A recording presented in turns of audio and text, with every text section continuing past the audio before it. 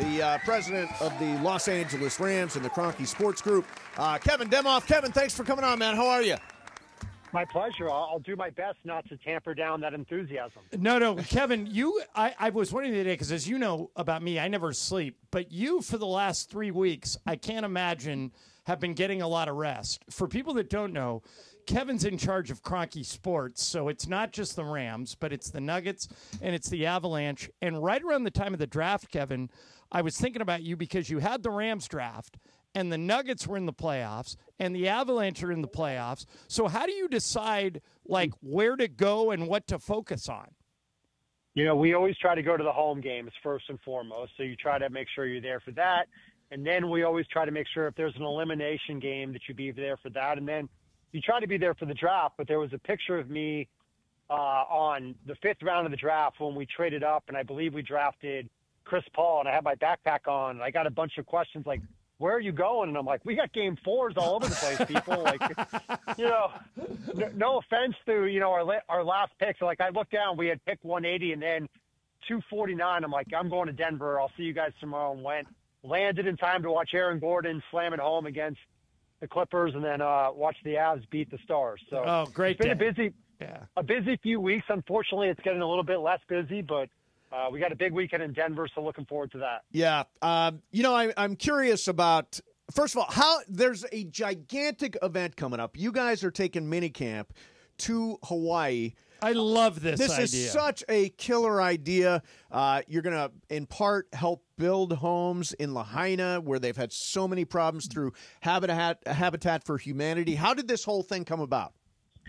You know, really, when we played the preseason game there in 2019 in Honolulu, we realized what a great adventure it was for our players. They love going to Hawaii, for our coaches, our families, but also just what an amazing football fan base there is in Hawaii. It is a football mad state.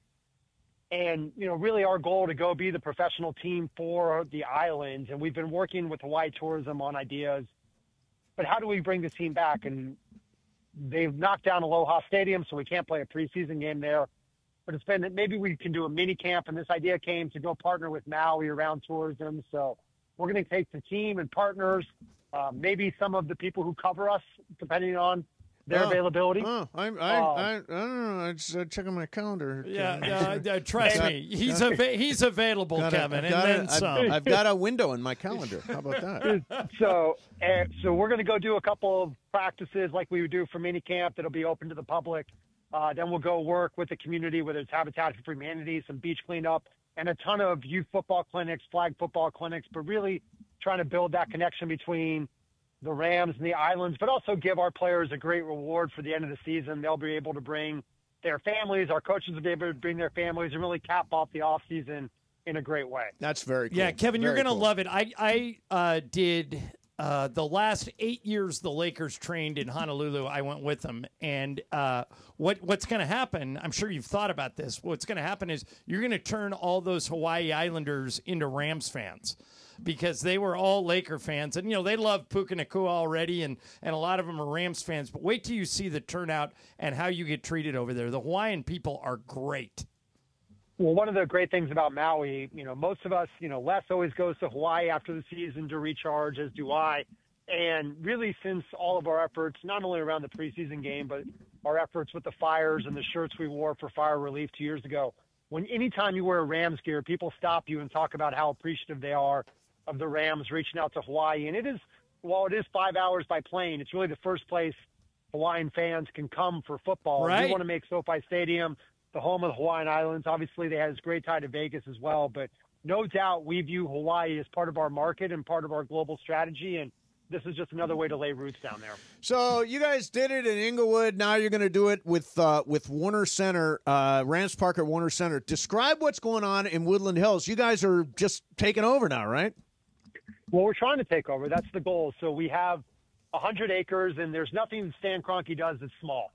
And as we look for the idea of doing a practice facility, he really wanted a great piece of real estate to go build the Rams brand away from SoFi Stadium. And we found 100 acres in Woodland Hills, right in the heart of Warner Center. It's a great location, about a half mile off the 101, where people already go. And, you know, we now have the Village at Warner Center, which is an active mall that people can go to every day. We have our temporary practice facility, And we just submitted plans to the city of LA to start development on the 100 acres, which will be apartments, a hotel, a 5,000-seat music venue, wow, a 2,500-seat music venue, an indoor practice facility, which can be used by high school football teams as well. And then really not only the home of the Rams, but we want it to be the sports and entertainment epicenter of the Valley, where there's never really been, I think for all of you guys who have lived here, any investment in the Valley by sports teams. Mm-hmm. And if the San Fernando Valley was a separate city, it would be the 14th largest NFL city.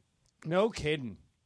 Wow. So why not go take your time and energy and go invest in our players have loved living out, proximate to Conejo Valley and in the West Valley. It's been a great location for us, and we can go really put down roots there. Inglewood and Hollywood Park and SoFi Stadium will be our home on game days and throughout the year, but this will be a separate epicenter of energy as well. Awesome.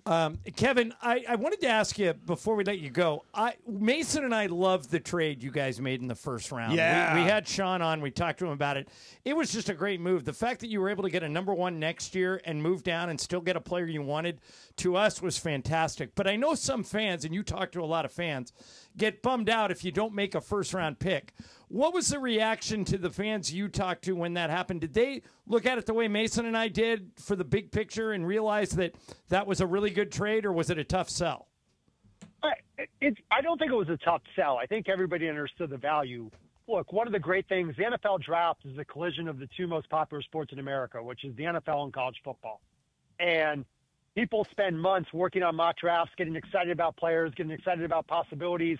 So to not pick always brings an element of disappointment. Right. And, we entered the draft, I think, with 10 picks. We finished with 6. So I understand fans just wanting more toys and the instant gratification. But I also think everybody looked at the trade and said it makes sense for the future. And one of the hardest things in sports is to balance short-term wants and long-term organizational health. And if you can try to do both in the same draft or the same year, that's what makes it exciting. I think when you leap back to where we started, I think there's so much optimism because we do view ourselves as a contender for the Super Bowl, as we have the past few years, and that's the expectation for this franchise. But the trade does allow us to keep that window open for a much longer period of time as well. So I think those are the Kevin. things I think that bring general optimism to our fan base. But were there fans who were pissed that you didn't sit there and pick at 26? Yes. But as I said, when Les Snead has the 26th pick, it's why you don't have a draft party for fans, because you know it's going to happen. Right. Yeah. So if you look at all the great players you guys have gotten, I mean, Cooper Kupp was a third-round pick. Yeah, I mean, Puka, all these guys. Tyron Edwards, Puka, all these guys. Really good. Hey, so the way I viewed that was that the Rams traded for their franchise quarterback on the first night of the draft when they wound up with 2 first-round draft picks for next year's draft. Do you think somehow quarterback is going to come up in the draft room next year? I think that all depends on how this year goes, how Matthew plays, how he's feeling after this year. But I view the additional first-round pick as just an asset, whether that's an asset to get a great player next year and draft twice, whether it's to trade up, whether it's to take 2 first-rounders and go trade for a great player this year. There's so many ways you can use a first-round pick as an asset. And when we were building this team in 2017, 2018, we were trading high picks for proven players. That's one model. Now, I can also sit there and say Les Snead has picked 4 times in the first round in the last decade. 3 have become rookies of the year, and the other was Jared Goff, who led us to a Super Bowl. So Les Snead is pretty gold in the first round as well if we pick. So either way, I think we have great choices. But right now we're focused on 2025, building the best team we can.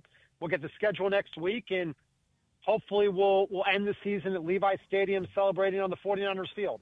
Awesome, man. Well, listen, I just cleared one appointment I had while you guys are going to be in Hawaii. I cleared that, so I now have a totally clear window to join you in Hawaii if you need me. If you need me to help and pitch in.